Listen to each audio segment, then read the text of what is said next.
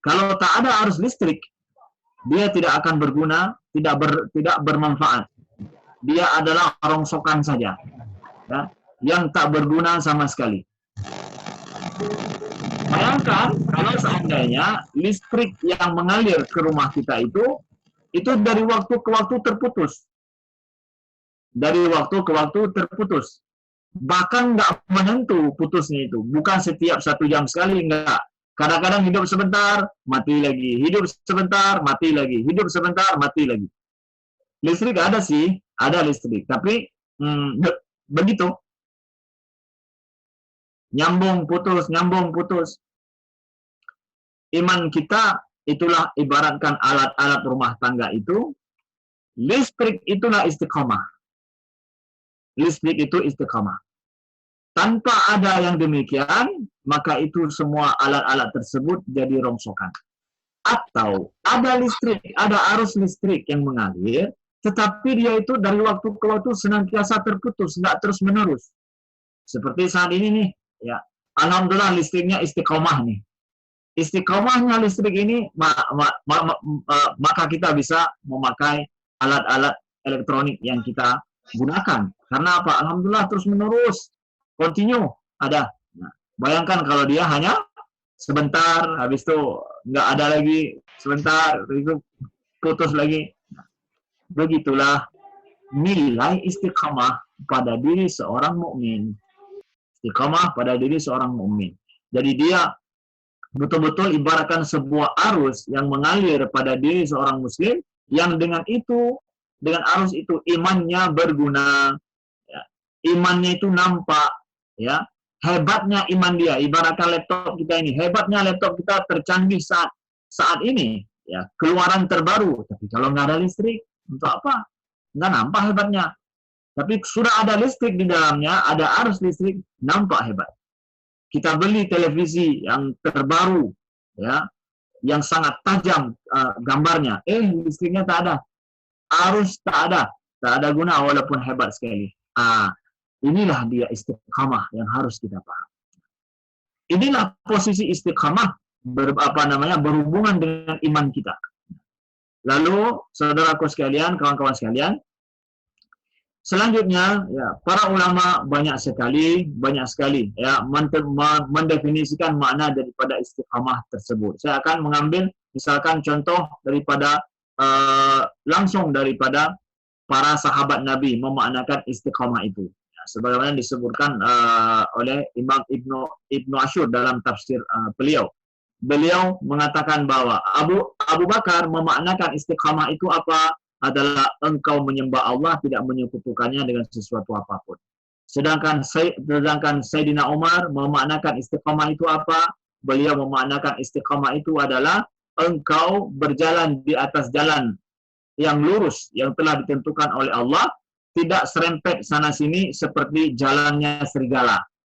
Serigala berjalan, dia akan nyerempet kanan-kiri ataupun nggak menentu, nggak jelas di depannya.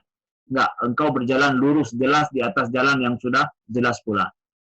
Kalau Sayyidina Umar, kalau Sayyidina Utsman, beliau memaknakan istiqamah itu adalah engkau berbuat amalan baik secara ikhlas karena Allah Subhanahu wa taala. Itulah istiqamah. Begitu juga dengan Sayyidina Ali, bahwa engkau berbuat amalan baik, ya, secara terus-menerus karena Allah Subhanahu wa taala.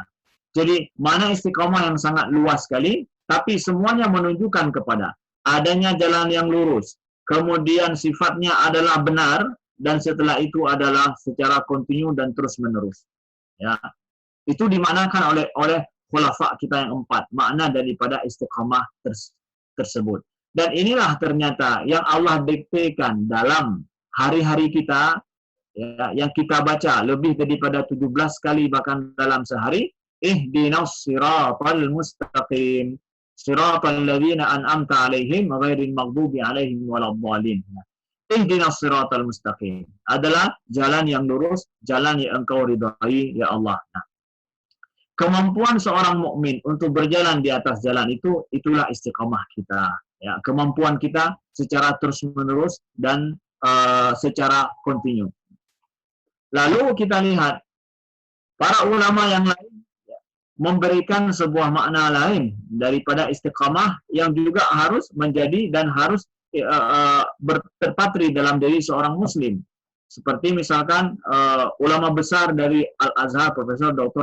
Muhammad Abdullah Diras, ya, beliau dalam menjelaskan hadis yang kita bacakan tadi, beliau menjelaskan begini, bahwa istiqamah itu, ya, mencakup masalah yang mikro dan makro di dalam Islam, masalah besar kecil, bahkan masalah zahir dan batin. Nah, betul memang ibaratkan dia itu arus listrik, ya, yang dengan arus itu zahir dan batin mempengaruhi, ya. Zahir batin itu mempengaruhi. Walaupun kita ngelihat arus itu, tapi arus itu yang menjadikan beroperasi mesin di dalam, kemudian akan nampak geraknya dari luar. Nah, arus itu. Istiqamah juga seperti itu, zahir dan batin. Lalu beliau menambahkan sebuah keterangan penting bahwa istiqamah itu, ya, juga adalah bermakna at-tawassut, pertengahan, tidak berlebih-lebihan. At-tawassut, ya, bermakna adalah tidak berlebih-lebihan, pertengahan, di dalam apa? Di dalam masalah bertindak, begitu juga dalam bersikap, berakhlak kita, ya, dalam kita bersikap, bahkan juga dalam masalah metode berpikir kita, ya. Kita harus istiqamah dalam metode berpikir kita, istiqamah dalam kita bersikap, ya. Jadi istiqamah itu juga adalah bagian penting dalam kita berpikir. Jadi dalam berpikir perlu istiqamah, ya. Dalam berpikir perlu istiqamah juga. Istiqamah dalam berpikir adalah pertengahan dalam kita berpikir, tawassut. Tidak terlalu keras kepala ataupun tidak terlalu lebay dalam berpikir. Itu juga adalah bagian daripada istiqamah. Tidak terlalu keras kepala, itu metode berpikir, ya, istiqamah. Tidak keras kepala sehingga yang benar pun nggak mau kita akui. Yang benar dikatakan orang sudah ada di depan kita, nggak mau kita akui, nggak mau kita ikuti. Itu berarti tidak istiqamah dalam berpikir. Kemudian lebay sekali. Lebay dalam artian apa? Dungu juga mungkin, ya. Pokoknya yang dikatakan orang semua benar, ikut aja. Nah, udah ngikut aja, ngekor saja. Walaupun tidak ada bukti, tidak ada dalil di belakang itu. Nah, asal perkataan orang cuma siap untuk ikut siapa saja. Ini lebay sekali dan juga sangat dungu sekali. Nah, orang tidak mempunyai metode berpikir, tidak ada tawassut. Padahal Allah berfirman, wala taqfu ma laysa laka bi'ilm. Ya. Jangan engkau mengikuti sesuatu yang engkau tidak punya pengetahuan tentang itu. Ya. Dilarang oleh Allah. Jadi tawassut dalam berpikir, ya, istiqamah dalam berpikir inilah pertengahan. Enggak keras kepala sekali dan tidak juga terlalu lebay ataupun terlalu, ya, dungu asal ikut siapa saja, enggak. Orang muslim tawassut, ada istiqamah dalam manhaj berpikirnya. Begitu juga manhaj dalam dia bertindak, bersikap, ya. Ada istiqamah dalam bersikap. Bagaimana istiqamah dalam bersikap dan berakhlak? Juga tidak berlebihan. Seseorang boleh dia dermawan, ya, memiliki banyak, dermawan lagi. Di sisi lain dia itu adalah qanaah. Qanaah dia, ya, merasa cukup dengan sedikit yang ada. Walaupun dia memiliki banyak, mampu dia untuk memanfaatkan yang banyak yang dia miliki, mengkonsumsikan yang banyak. Tetapi itu tidak, walaupun demikian dia memiliki banyak, tapi qanaah, cukup dengan yang sedikit, yang sederhana saja hidupnya. Oke, ini adalah tawassut. Orang yang sifatnya adalah tawassut dalam bersikap. Begitu juga, ya, tawassut istiqamah kita dalam menyalurkan emosi kita, istiqamah kita dalam menyalurkan nafsu kita juga. Kita perlu istiqamah. Ya, jadi ini adalah penjabaran sedikit detail dalam makna istiqamah yang itu sebenarnya harus menjadi perhatian kita seorang mukmin. Istiqamahlah dalam kita berpikir, istiqamahlah dalam kita bersikap, ya, dalam berakhlak, istiqamah juga dalam menyalurkan emosi kita. Jangan terlalu cepat marah, ya. Tidak ada masalah apapun sudah, ataupun sedikit permasalahan menjadi besar di dalam dalam pikiran kita sehingga menimbulkan permasalahan lebih besar, padahal itu adalah masalahnya porsi yang kecil, tapi gara-gara emosi kita menjadi masalahnya besar. Begitu juga masalah besar yang kita mesti ambil tindakan, mesti emosi kita tersulut. Artinya bahwa kita boleh tidak untuk merasakan marah di dalam Islam. Kenapa tidak? Nabi mengatakan la taghdab, jangan marah. Jangan marah pada sesuatu yang sifatnya adalah menimpa diri kita. Kitanya yang menimpa. Tapi kalau seandainya hukum Allah dilanggar oleh orang, kita disuruh untuk marah. Emosi harus tersulut. Rasulullah Sallallahu Alaihi Wasallam melihat seorang yang memakai cincin dari emas, langsung Nabi merah wajah Nabi. Nabi ambil tangannya, langsung diambil oleh Nabi, kemudian dibuang cincinnya ke tanah. Ngapain ganggu-ganggu orang? Ya dia nggak ganggu kita. Jangan salah dalam memaknakan marah atau menempatkan marah. Jangan ketika kita diusik, kita marah besar. Tapi kalau hukum Allah diusik atau hukum Allah dilanggar, kita diam aja. Selama itu adalah orang. Ini tidak ada istiqamah dalam emosi kita. Istiqamah dalam emosi berhubungan dengan kita sendiri, kita mudah atau mampu untuk memaafkan. Tidak mudah kita untuk marah. Orang untuk mengata-ngatain kita macam lah, ya. Kita tidak mudah untuk marah, bahkan siap untuk memaafkan pada saat kita bisa untuk membalas. Tapi kalau hukum Allah dilanggar, nah kita tidak bisa tolerir itu. Nah itu marah yang benar. Itu istiqamah dalam kita marah juga. Istiqamahlah dalam emosi kita. Istiqamah juga dalam menyalurkan nafsu kita. Istiqamah juga perlu tawassut dalam hal ini, menyalurkan nafsu kita. Islam mengajarkan bahwa nafsu itu boleh diperturutkan, bukan tidak boleh diperturutkan.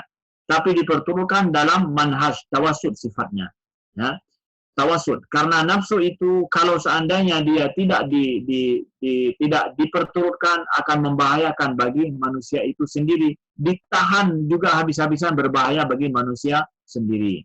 Islam tidak mengajarkan seperti biksu-biksu yang mereka lari daripada kehidupan ini, ya, menyendiri di atas gunung-gunung, bukit-bukit yang terjal, hidup di sana tanpa makan yang baik dan juga tidak menyalurkan nafsu yang mubah.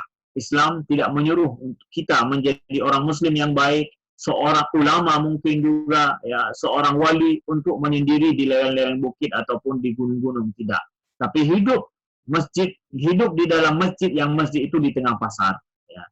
Kemudian silahkan pergi ke pasar, belanja ke pasar, walaupun waliullah sekalipun, bahkan Nabi yamshi fil aswaq, Nabi berjalan di pasar juga. Artinya juga Nabi, para anbiya boleh untuk berdagang, mendapatkan laba untung. Nah, begitu juga boleh menikah dan yang lain. Nah, nafsu dikontrol di dalam Islam. Inilah makna tawassut istiqamah kita dalam menyalurkan nafsu kita. Dalam kita makan juga, ya, bagian memperturutkan nafsu, makan istiqamah juga dalam kita makan. Ada tawassut di situ. Karena makan itu adalah menyalurkan nafsu juga. Perlu ada tawassut dalam kita makan. Bahkan Imam Al-Ghazali misalkan di dalam masalah puasa ini, ya, beliau menyatakan ada di sana orang yang enggak istiqamah juga dalam dia berpuasa sekalipun. Pada saat seseorang itu sebelum ataupun di siang hari disibukkan dengan apa yang akan dia makan ketika berbuka, nanti menurut beliau ini adalah sebuah kesalahan. Tidak benar orang berpuasa disibukkan dengan apa yang akan dia makan nanti. Itu tidak benar, kata Imam Al-Ghazali. Ya, itu kesalahan. Pada saat seseorang berpuasa, kemudian justru dia kumpulkan semua nafsunya itu nanti ketika berbuka, itu tidak ada tawassut juga. Yang benar tawassut seseorang yang berpuasa itu, istiqamah dia dalam berpuasa adalah ketika dia berbuka persis seperti menu dia tidak berpuasa. Puasa menunya seperti itu dia makan, berpuasa juga menunya seperti itu. Nah, betul lah berarti ini tawassut dia. Ya, kalaupun nambah bohrorum sabo, iya taboglah, ya. Tapi tidak ada di dalamnya adalah parade makanan, ya, apa atau apalah namanya, ya, nggak ada seperti itu, ya. Itu menurut Imam Al-Ghazali, walaupun nggak sesuai menurut kita mungkin, ya. Paninai kamu menyahana kenang borum kemudian macam-macamnya panena ke kempuasa, ya. Tambah kanji lagi, udah makan satu piring nasi, tambah kanji 2 gelas lagi, padahal itu sama-sama nasi juga. udah kanji 2 gelas, tanya lagi belum makan ya. Hana pejabu lah, kanji ka 2 buah gelas apa lah, ya. Lebih daripada 4 piring 1 gelas kanji. Nah, itu dia. Tawasud dalam memakai itu. Nah, Islam memperbolehkan untuk memakai nafsu atau memperturutkan nafsu-nafsu yang terkontrol. Kalau kita ilustrasikan itu, nafsu dalam Islam itu persis seperti bensin. Bensin itu, ya, kalau dibiarkan di luar, dibakar, itu akan membuat kerusakan. Bensin, taruh dalam jerigen, ya, kemudian bakar, terbakar, akan menimbulkan kerusakan besar. Tapi bensin itu taruh dalam tangki mobil. Taruh dalam tangki mobil. Kemudian setelah itu bakar dia. Nah, akan menimbulkan kebaikan, menggerakkan motor, menggerakkan mesin. Nah, sehingga nafsu yang terkontrol itu berguna dan bermanfaat. Nah, itulah seperti bensin. Taruhlah nafsu itu dalam tangkinya khusus yang terkontrol, insya Allah akan berguna dan bermanfaat. Islam begitu, ya. Inilah istiqamah dalam masalah nafsu juga. Nah, jadi dalam hal ini kita paham, ya, dari sini istiqamah itu, ya, memang berjalan di atas jalan yang lurus, kemudian sifatnya adalah secara terus menerus, dan kemudian istiqamah itu luas, ya, bermakna istiqamah dalam manhaj berpikir, istiqamah dalam kita bersikap, istiqamah juga dalam kita menyalurkan emosi dan juga nafsu kita. Kemudian catatan yang terakhir adalah bahwa kita lihat istiqamah itu dimulai dengan kata-kata isti dan qamah, ya. Ada penambahan, ya. Penambahan di sini ada mazidnya dalam bangunan istiqamah ini, kata para ulama menunjukkan bahwa adanya setiap kata-kata isti, ada istnya, itu menunjukkan bahwa ada daya upaya usaha yang terus menerus, ya. Ada istilahnya meminta, mengharap. Nah, jadi orang yang beristiqamah adalah orang yang ada upaya terus-menerus, ya, dalam dia menjalankan sesuatu hal ketaatan pada Allah Subhanahu wa taala. Ada upaya terus-menerus yang dia lakukan. Ini menunjukkan bahwa istiqamah juga adalah ada terus-menerus penyempurnaan. Nah, jadi dalam kita selaku guru mungkin kita harus istiqamah selaku guru, bukan berarti istiqamah konsisten begitu terus. Saya udah cara saya ngajar seperti ini, saya harus istiqomah dengan cara yang seperti ini. Padahal anak murid banyak yang pusing ketika kita masuk. Bahkan mereka mengharap andai kata guru ini nggak masuk hari ini. Kenapa? Dia pusing dengan cara kita ngajar. Bahkan banyak yang tidur.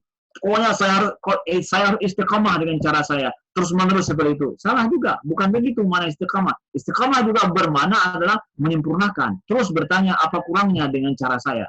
Apa kurangnya saya mengajar selama ini, kok anak ketika saya masuk merasa nggak peduli dengan saya, merasa tidak senang. Makanya dalam ilmu pendidikan itu ada istilahnya, ada kewajiban, ada wewenang mendidik. Mendidik itu ada kewajiban, ada wewenang. Ya, wewenang yang mungkin diberikan oleh sekolah. Kita diberikan wewenang untuk masuk kelas sekian pada jam sekian sampai jam sekian. Tapi di sana ada juga kewajiban. Daripada mendidik. Kewajiban itu kita dapatkan dari mana? Dari si murid. Kita tanya, apakah murid-murid semua siap dan mau saya untuk mengajarkan kalian hari ini? Coba sekali kita tanya pada murid kita ketika kita masuk. Kalian siap? Saya yang mengajarkan kalian hari ini. Kalau mereka menjawab tidak siap, mereka jujur. Berarti hitung berapa kalinya. Ya. Bagaimana seorang guru mendidik muridnya itu mengharap dia yang mendidik? Berarti dia sudah punya wewenang dan juga mampu, atau maaf ya, bukan kewajiban, hak ya, berhak untuk mendidik. Baru dia mendapat hak dari anak muridnya untuk mendidik.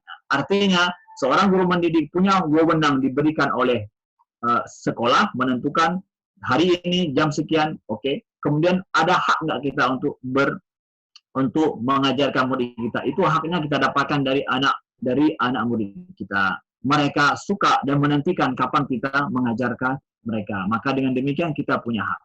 Jadi istiqamah dalam kita mengajar maknanya adalah terus ada penyempurnaan cara yang kita cari terus menerus untuk memperbaiki metode kita mengajar dengan anak-anak murid kita. Ada penyempurnaan terus seperti itu. Itu istiqamah kita.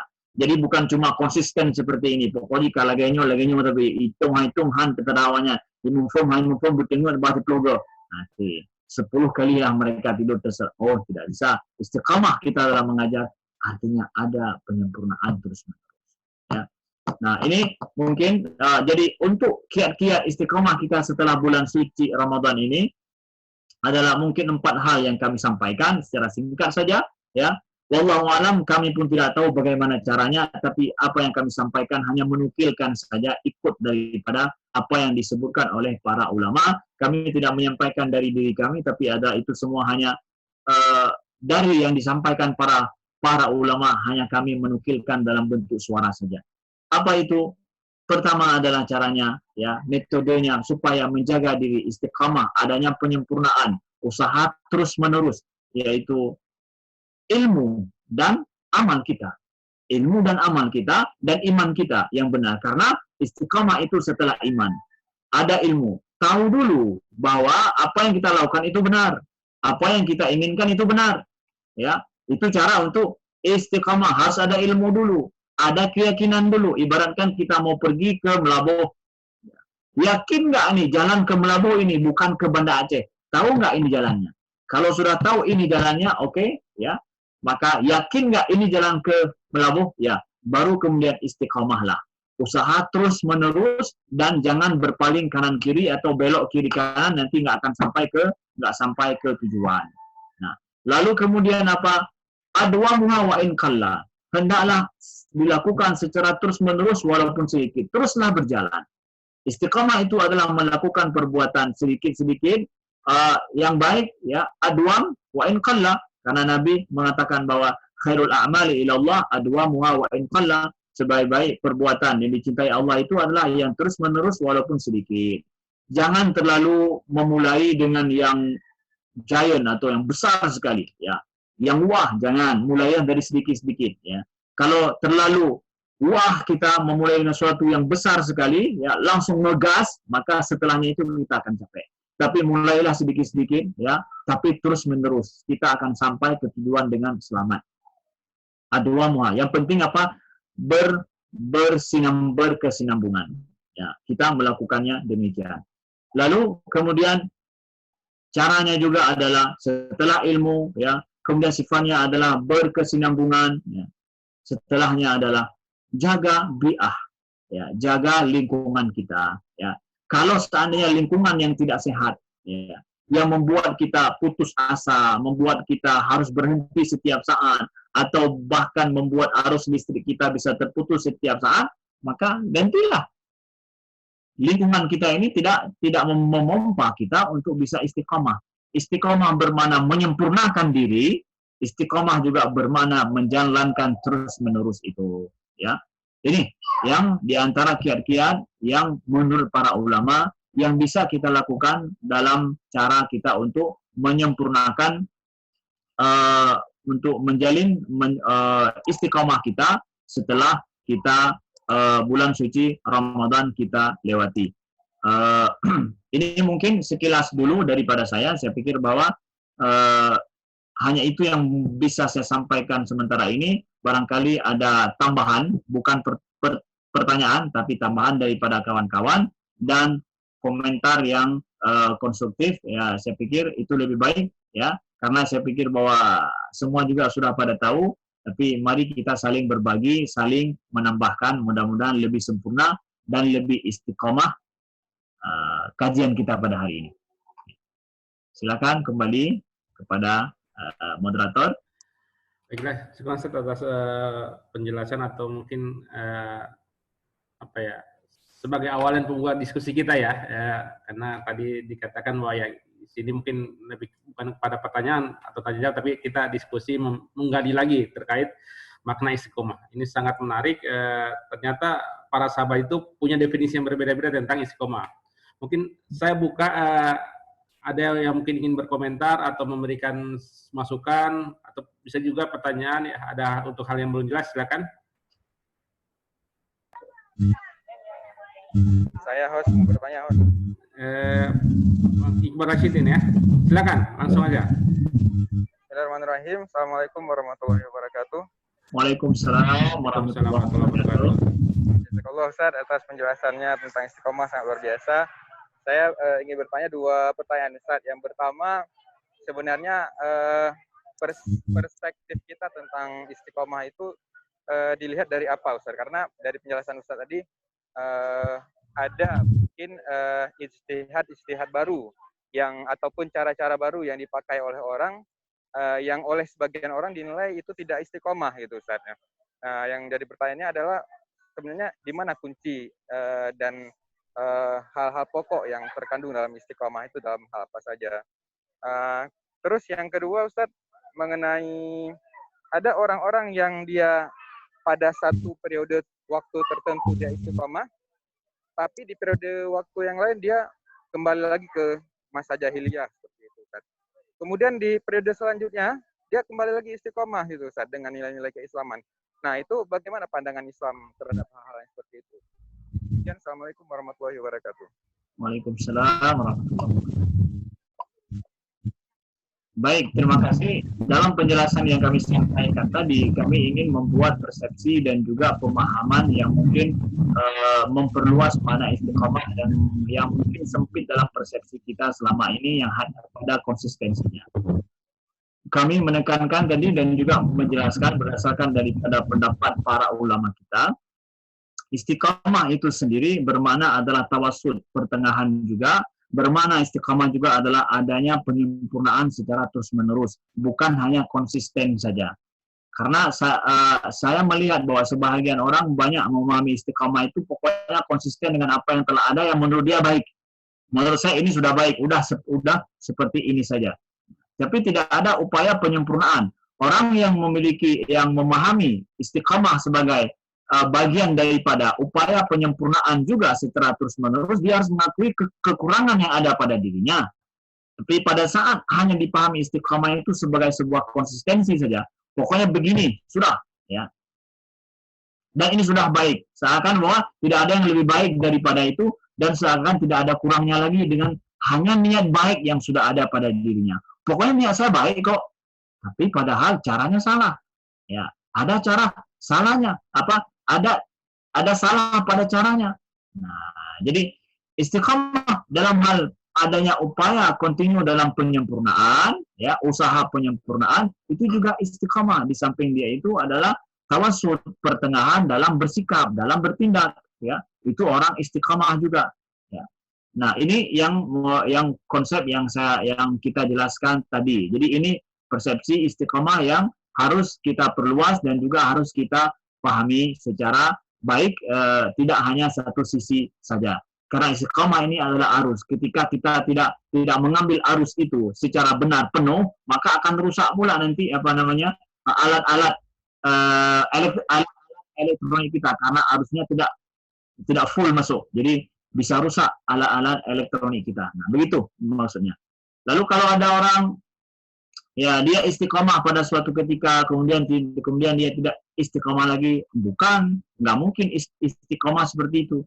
Dia pertama istiqamah menegakkan Islam, kemudian tidak istiqamah, berarti udah nggak ada memang tidak ada istiqamah. Istiqamah itu ada penyempurnaan terus, ada terus menerus. Kalau dia berhenti, ya berarti nggak ada istiqamah. Kalau dulu nampak istiqamah itu hanya kamuflase awal, nampak di awal. Memang istiqamah belum ada pada dirinya. Nah, kemampuan menyempurnakan terus-menerus ini juga adalah bagian istiqamah. Tetapi ketika dia menurun, berarti nggak ada kemampuan untuk istiqamah. Karena untuk menyempurnakan. Ibarat juga kita seperti jualan. Kalau seandainya kita berjualan dengan modal segitu saja, dan kita pertahankan terus modal yang sudah ada itu, tanpa ingin menambah terus, ujungnya apa? Mudah kita bangkrut. Tapi ketika orang berjualan ingin untuk modalnya nambah, semakin nambah modalnya, mungkin semakin mudah dia mempertahankan, menjauhkan diri daripada bangkrut itu atau balik ke belakang, ya. Nah, jadi istiqomah itu nggak bisa dinilai di awal. Salah kalau kita mengatakan dia udah mulai istiqomah kok. Dari mana Anda tahu dia itu udah mulai istiqomah? Saya melihat sudah itu baru mulai, baru gas dia dari Banda Aceh, belum sampai ke Melabuh lagi, belum di tengah jalan lagi, belum mendekati tujuan lagi. Udah sampai ke tujuan, dekat ke tujuan di Melabuh, dia bilang udah saya 5 menit lagi sampai. Wah, 4 jam pas kamu sampai ke Melabuh, istiqomah sekali jalanmu. Baru buat penilaian sudah istiqomah. Jadi jangan membuat penilaian dari awal. Dia sedang berusaha istiqomah, ya, tapi nggak istiqomah di awal. Tapi sedang berusaha istiqomah itu adalah sebuah nilai juga yang mungkin kita boleh katakan di awal. Tapi benarkah dia sudah istiqomah? Belum tentu. Istiqomah itu adalah di ujung. Apakah ada penyempurnaan terus? Berarti istiqomah. Nggak ada penyempurnaan apalagi down, ya berarti memang nggak ada daya istiqomah pada diri seseorang itu. Nah, inilah yang kita minta kepada Allah Subhanahu wa taala supaya Allah anugerahkan kepada kita ihdinas siratal mustaqim ini. Jalan yang lurus, tidak serempet kanan kiri. Makanya dia bermakna diminta secara terus-menerus. Jadi istiqomah itu di samping usaha terus-menerus, ada upaya untuk meminta daripada Allah dianugerahkan terus istiqomah pada jalan hidup kita. Ya. Nah, jadi ini adalah usaha kontinu yang terus berlaku. Nah, jadi balik kepada apa yang saya katakan. Kalau sudah mukmin kita, lalu apa setelahnya? Istiqomah, nggak ada yang lain. Mukmin plus istiqomah baru. Alat listrik itu semua, alat rumah tangga kita, lalu apa? Harusnya ada nggak? Ada, oke, baru berfungsi. Ya, begitu. Namanya arus listrik bukan sejam beroperasi dalam satu hari. Kalau sejam beroperasi dalam satu hari arus listrik, untuk apa? Tapi namanya arus listrik apa? Nah, beginilah, ada mati-mati dia. Terus, wah, baru namanya arus listrik. Ya, mungkin ilustrasinya seperti itu. Ustadz Amri, di chat ada beberapa pertanyaan yang bisa langsung dijawab, Ustadz. Oh ya. Ya, boleh dibacakan sebentar. Ya, bagaimana cara istiqomah agar kita tetap semangat menuntut ilmu dan membaca atau wasilah lain dalam menambah ilmu Islam tiap hari di tengah-tengah kesibukan rutinitas kewajiban harian kita yang juga banyak menguras energi. Jazakumullah. Dari Bu Fatin. Dari Ustaz Aidil ya. Ya, cukup Ustaz. Tafadhol. Siapa yang nanya ini? Ustaz Aidil? Iya, Ustaz Aidil. Ustaz Aidil itu bertanya untuk mengetes yang pertama. Beliau bertanya untuk mungkin ya untuk pelajaran bagi yang lain ya, bukan pelajaran untuk beliau. Betul begitu Ustaz Aidil ya? Diam beliau tetap menunjukkan ya. Baik. Bagaimana ya kita konsisten dengan kita membaca? Padahal kita disibukkan dengan banyak rutinitas yang lain. Membaca itu adalah merupakan sebuah proses yang kita jalani untuk sebuah tujuan. Ada yang memotivasi kita untuk membaca, ada ya, yaitu rasa ingin tahu yang besar. Rasa ingin tahu ya kita dalam sebuah hal itu menjadikan kita ingin membaca banyak sekali tanpa kita sadar. Tapi ketika kita hanya membaca untuk membaca itu tanpa tujuan, itu nggak akan bisa. Ya. Tapi ketika membaca dengan sebuah tujuan dan rasa ingin tahu terhadap sebuah hal besar, ya, saya ingin tahu tentang masalah. Misalkan masalah yang kecil sekali. Ya. Ini banyak sekali yang nanya tentang masalah zakat fitrah. Saya ingin tahu masalah itu. Kalau ada orang yang nanya, saya harus bisa untuk menjawab. Dan rasa ingin tahu itu besar. Nah, lalu satu buku masalah zakat fitrah belum cukup, kenapa? Yang belum sempurna, kok ada yang kurang jelas ya. Kita cari yang lain, cari yang lain. Nggak tahu-taunya sudah 10 buku udah kita baca dalam masalah zakat fitrah. 10 macam pandangan para ulama dalam contoh misalkan. Itu tidak sadar kita. Jadi janganlah membaca untuk membaca, tapi membaca untuk sebuah rasa ingin tahu yang besar terhadap sebuah tujuan yang ingin kita gapai dengan membaca tersebut. Dan ini juga mungkin saya katakan kepada mahasiswa, kepada siswa, pelajar kita yang ingin banyak membaca, kalian tidak akan mampu membaca selama rasa ingin tahu kalian kecil.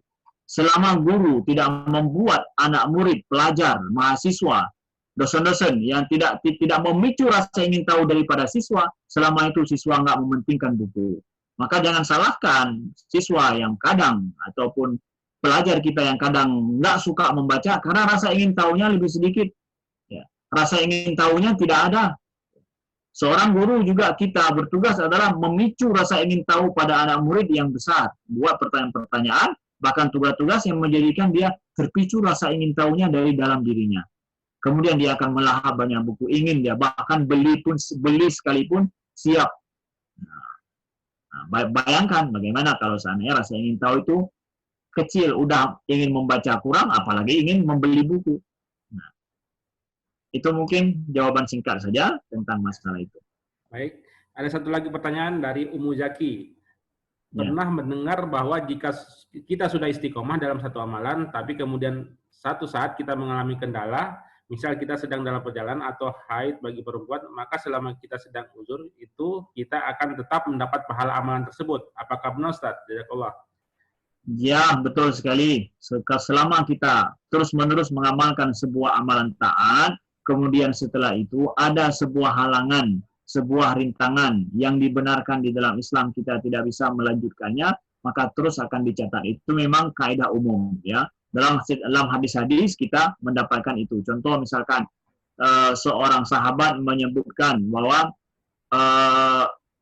Nabi menyebutkan di antara kalian ada orang di Madinah, ya, yang kalau kalian menempuh perjalanan fisabilillah berperang, naik bukit, terjun lembah juga begitu, mereka tetap bersama kalian walaupun mereka duduk di rumah mereka. Dan mereka mendapatkan pahala fisabilillah. Kenapa? Ketidakmampuan mereka untuk berangkat fisabilillah menjadikan mereka menetap di Madinah tidak ikut dengan kalian. Tapi kalau seandainya mereka mampu, mereka akan ikut fisabilillah, betul-betul bersama dengan kalian. Maka kata Nabi, mereka yang duduk di Madinah itu juga mendapat pahala dan seperti bersama kalian ikut turun bukit, turun lembah, naik bukit, turun lembah. Sama, kata Nabi. Begitu juga dalam masalah seperti Nabi katakan, kalau seandainya kita sering sholat berjamaah, hanya ada halangan sesuatu yang dibenarkan, halangan yang dibenarkan sehingga kita tidak bisa melaksanakan sholat berjamaah, dituliskan ya bahwa dia sedang melaksanakan terus berjamaah walaupun tidak melaksanakan jamaah.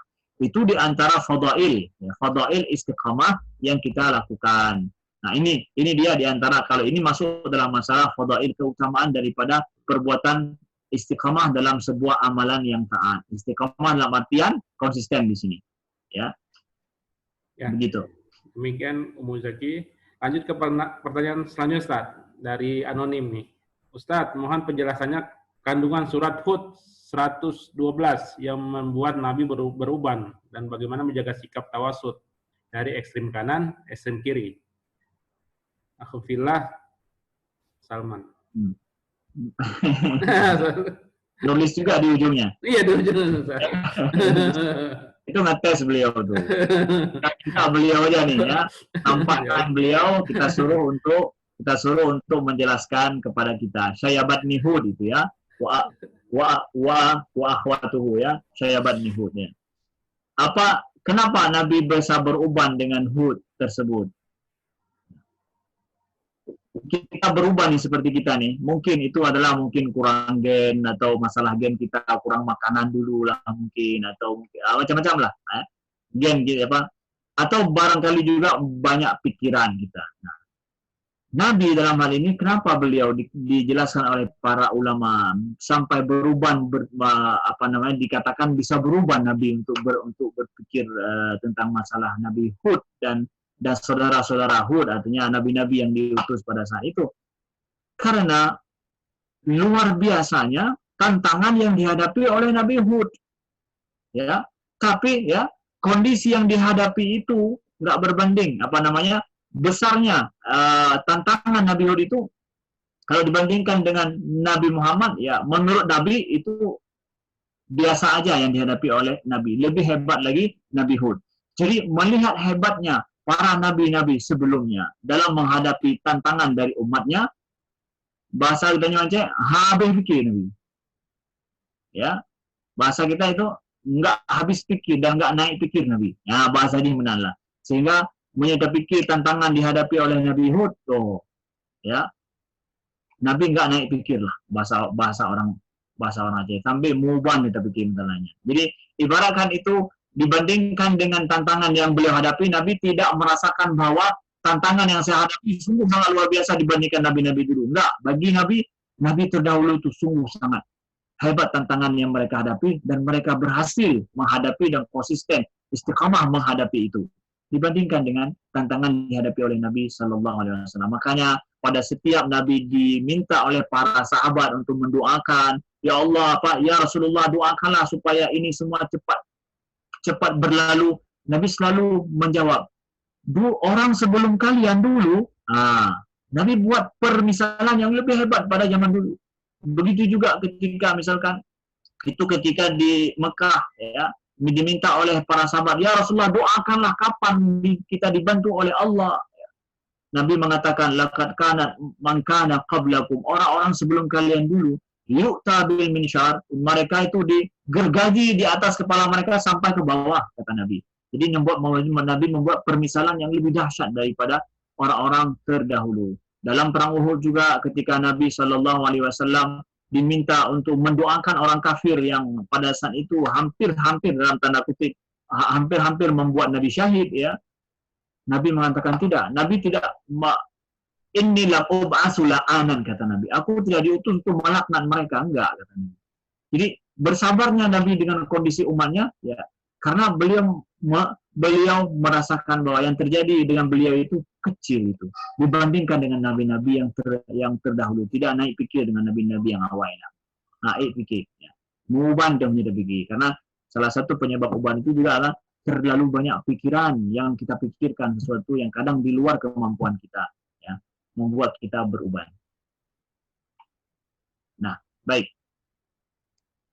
Dan nanti benar atau tidak nanti dikasih tahu sama Ustaz Salman. Saya hanya kasih pendapat aja.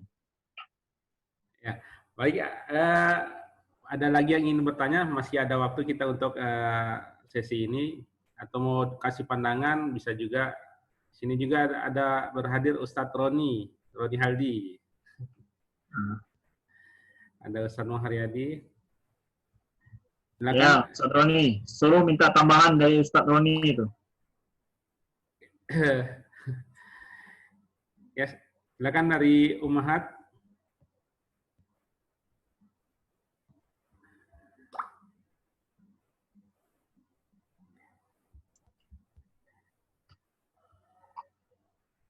Dari teman-teman Daya Alatia. Ya, ini ada di slide ini, langsung di sini ada 2 pertanyaan tuh.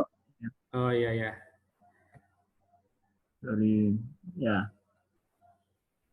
Dari Ustadz Roni udah tanya langsung tuh. Oh ya, Ustadz Roni ya. Bagaimana pemahaman istiqomah dalam berjamaah dan intimah kepada sebuah jamaah dakwah? Apakah ada batasannya dan apa konsekuensinya jika seorang dulu pindah jamaah dakwah seperti jamaah tabligh dan lain-lain?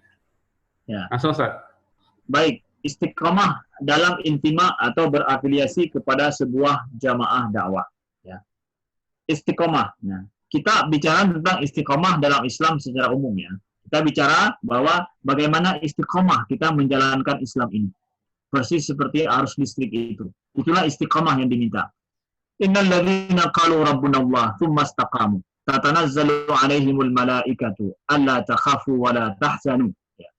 Jadi dalam surat Fussilat ayat 30 itu disebutkan bahwa innal ladzina qalu, orang-orang yang mengatakan bahwa Rabbunallah, Tuhan kami Allah, sudah beriman, sumastaqamu, kemudian dia istiqamah menjalankan itu semua, tatanazzalu alaihimul malaikah, ya, maka malaikat akan turun membisikkan kepadanya, alla takhafu wa la tahzanu, jangan merasa takut dan jangan pula merasa bersedih, aman kita, ya.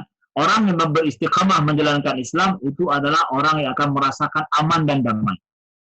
Oke. Sekarang saya berafiliasi untuk sebuah jamaah dakwah, untuk sebuah gerakan dakwah, untuk sebuah gerakan LSM dan lain-lain. Yang saya tahu itu adalah ada kebaikan kemanusiaan di situ, tempat memang berbuat amalan baik di situ, atau mungkin dalam sebuah jamaah dakwah mungkin ada amalan baik untuk menyebarkan Islam. Nah, itu adalah cara kita untuk berafiliasi untuk sebuah jamaah dakwah, atau sebuah gerakan, atau sebuah LSM dan yang lain.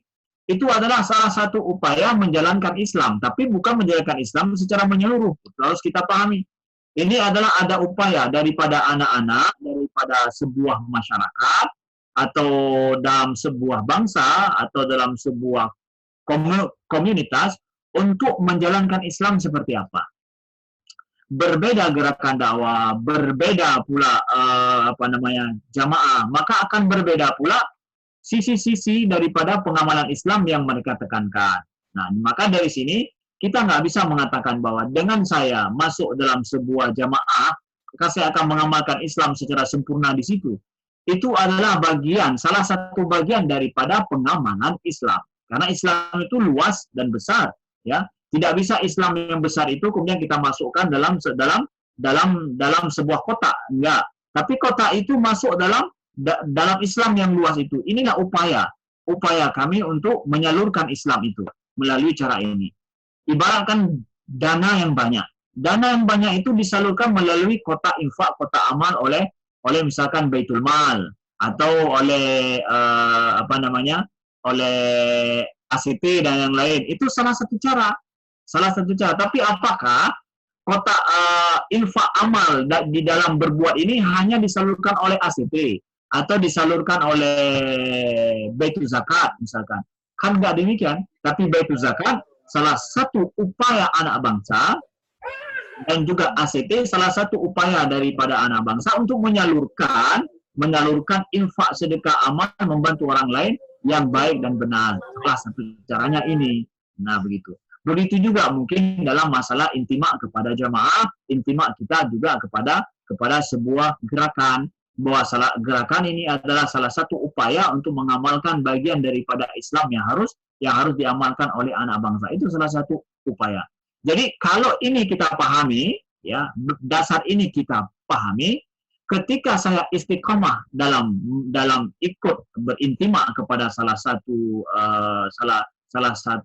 gerakan misalkan, atau LSM tertentu yang ada kebaikan di situ, saya butuh pada intimak itu, karena kalau nggak ada intimak memang saya tidak akan mampu berbuat apa-apa. Tidak ada loyalitas. Kalau saya tidak ada istiqomah untuk itu, saya tidak akan seperti orang luar, seperti orang yang nggak berbuat apa-apa. Maka istiqomah dan loyalitas itu diperlukan. Tapi bukan berarti ketika saya nggak istiqomah ataupun nggak intimak dengan jamaah tabligh misalkan, menunjukkan bahwa saya tidak mengamalkan Islam dengan baik. Istiqomah kepada jamaah tabligh berbeda dengan istiqomah menjalankan Islam. Islam itu lebih besar. Sedangkan jamaah tabligh itu adalah salah satu daripada upaya pengamalan Islam. Ketika saya nggak intimak ataupun nggak istiqomah untuk bersama dengan jamaah tabligh, bukan berarti saya sudah menunjukkan bahwa saya tidak istiqomah dengan Islam saya. Oh, tidak bisa. Ketika saya nggak menyalurkan infak saya melalui misalkan Baitul Zakat, menunjukkan Anda berarti tidak berinfak Anda kurang berinfak. Oh, enggak. Boleh saja saya berinfak di tempat yang lain dengan cara yang lain, ya. Begitu, ya. Nah, itu yang saya ingin gambarkan, bahwa hubungan antara Islam yang luas, yang menyeluruh, hubungannya dengan upaya daripada anak-anak bangsa, daripada komunitas atau sekelompok orang dalam menjalankan agama ini dengan baik. Ada upaya-upaya usaha-usaha. Nah, dan tentu juga upaya ini harus terus disempurnakan. Kalau tidak, upaya mengamalkan Islam itu, ya, tidak istiqomah, tidak terus disempurnakan, dia juga akan menjadikan mandek dan tidak berjalan dengan baik. Ini perlu kepada istiqomah yang bermakna juga adalah penyempurnaan.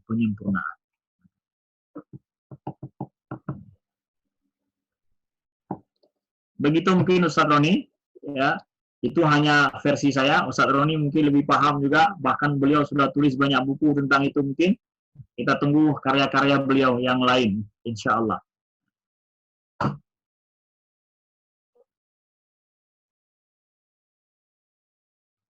Yuk, kembali.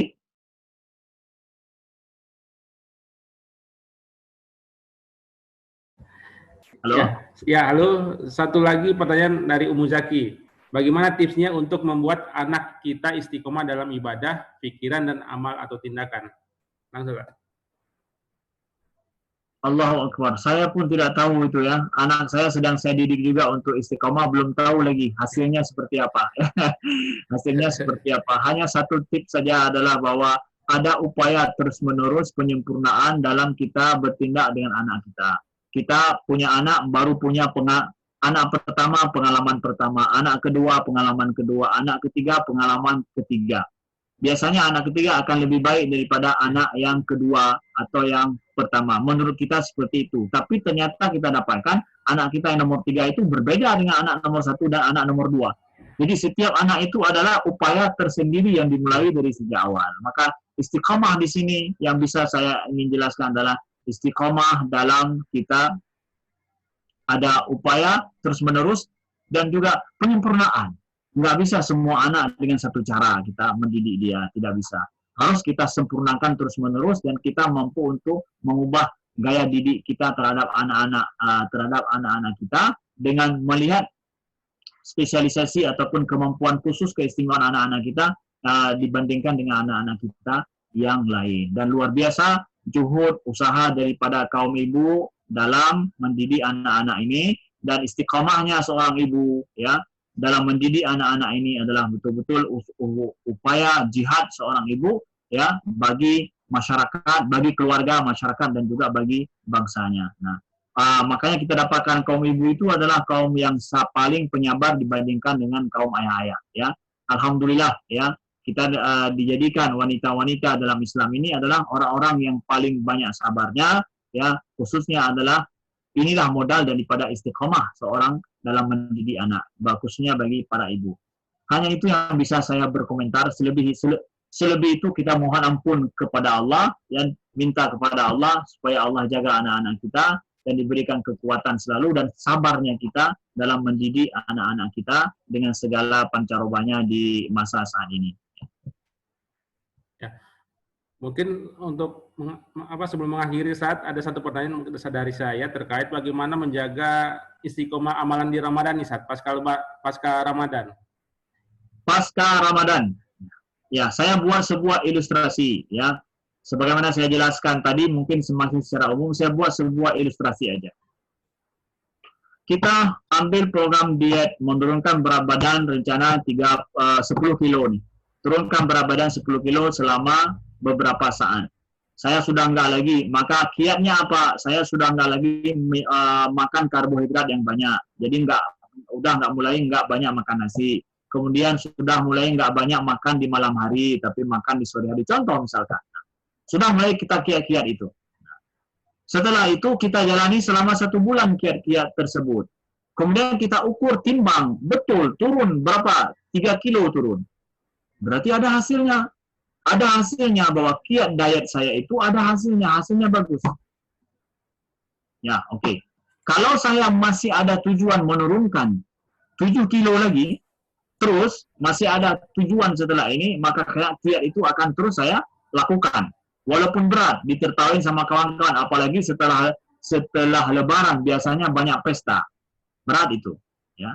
Tapi saya harus konsisten dengan saya nggak banyak makan nasi, juga membatasi makan yang enak-enak, apalagi yang ada santannya seperti masakan orang Aceh gitu. Gimana tuh? Ya. Kalau saya tahu ada manfaat daripada apa yang sudah saya lakukan selama ini, maka saya memicu untuk melanjutkan. Kedua, tujuan saya masih ada. Tujuan saya masih saya pertahankan. 7 kilo lagi ini harus turun. Oleh sebab itu, walaupun pergi ke pesta, makan apa aja di depan kita akan minta maaf, saya hanya makan buahnya saja. Padahal di pesta itu, buah itu yang paling ujung, terakhir. Yang aslinya di awal. Tapi kita nggak mulai dari awal, mulai dari ujung. Nah, contoh misalkan. Ya. Jadi, bulan Ramadan seperti itu, adakah manfaat kita dapatkan dalam diet bulan Ramadan ini? Saya nggak merasakan ada manfaatnya, berarti dietnya salah. Gimana mau istiqomah setelah itu? Udah dietnya aja udah salah, nggak ada hasilnya. Gimana mau istiqomah? Tapi kalau ada hasilnya kita rasakan saat ini, secara fisik kita, jiwa kita, ketaatan kita, kedekatan kita kepada Allah, kita dapatkan iya ya. Qiyam kita pada malam hari suatu hal kok ringan ya, nggak terasa berat ya. Bahkan saya merasa anak-anak saya kok lebih sayang pada saya, istri saya, suami saya lebih sayang pada saya. Begitu terus, ya kita dapatkan ada manfaatnya.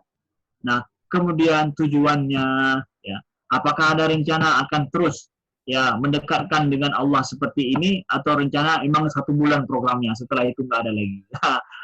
Ya, jadi kiatnya adalah dapat ada hasilnya saat ini, setelah itu adalah masih lanjut, lanjutkanlah tujuan dan juga target kita setelah bulan suci Ramadan. Ya. Kalau udah nggak ada target lagi, udah ditutup, ya nggak akan ada istiqomah setelah itu. Nah, itu aja 2 hal yang ingin saya sampaikan sebagai bentuk real daripada gimana melanjutkan istiqamah kita dengan taat kita pada Allah setelah bulan suci Ramadan ini. Dapatkan manfaatnya, rasakan manfaatnya saat ini ada, kemudian setelah itu adalah kita melanjutkan dengan target yang terus-menerus seperti pada bulan suci Ramadan ini. Insya Allah, Allah jaga istiqamah kita, dan mudah-mudahan kita termasuk daripada orang yang dikatakan oleh para malaikat, Allah takhafu wa la tahzanu wa abshiru, ya. Jangan merasa takut dan jangan merasa sedih, dan bergembiralah ya dengan surga nantinya. Jadi mudah-mudahan kita termasuk orang-orang yang istiqamah di jalan Allah, terus menyempurnakan ketaatan kita kepada Allah dalam menjalankan Islam dan menjalankan sunnah Nabi Sallallahu Alaihi Wasallam.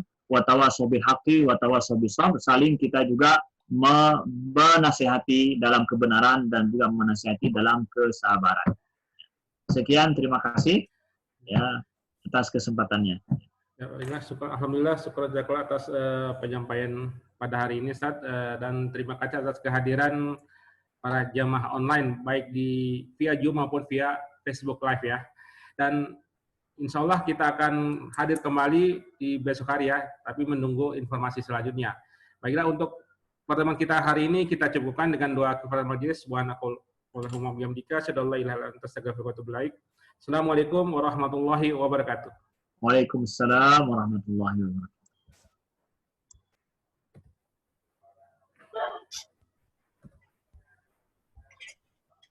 Assalamualaikum Ustaz Amri.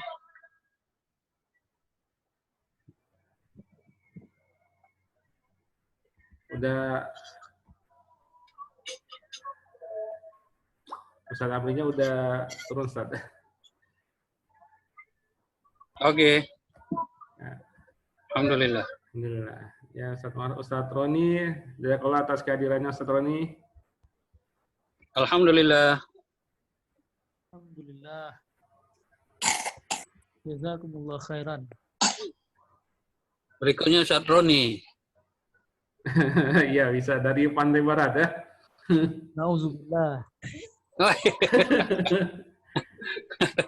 Insya Allah. Barakatillah.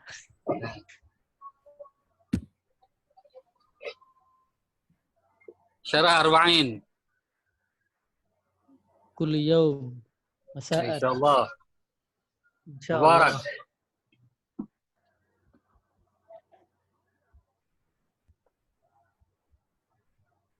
Pakai izin Ustaz Roni, kamu ke Ibang, ke Ibang. Lu lagi izin Ustaz, terima kasih banyak. Oke, fi amanillah. Assalamualaikum. Salam. Assalamualaikum.